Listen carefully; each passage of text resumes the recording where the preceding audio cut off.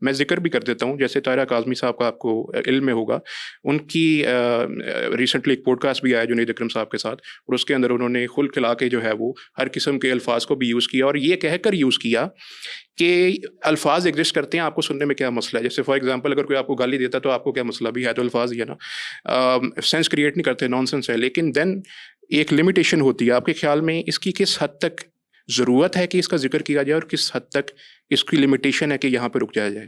اچھا کیا آپ نے ڈاکٹر صاحب کا نام لے لیا، ورنہ میں آپ سے پوچھنے ہی والی تھی کہ ان کا نام لے کے اگر بات کی جائے تو زیادہ آسانی ہوگی مجھے، کیونکہ میں نے تو ان کا پوڈ کاسٹ بڑی توجہ کے ساتھ سنا. صحیح. اور اس کے بعد اللہ معاف کرے، میں تنہا بیٹھے ہوئے بھی اتنا حیا محسوس کر رہی تھی کہ میں یہ سوچ رہی تھی کہ جو نبی علیہ الصلوۃ والسلام نے فرمایا ہے کہ حیا ایمان کا حصہ ہے، وہ ایک عام سی بات نہیں ہے، آرڈنری نہیں ہے.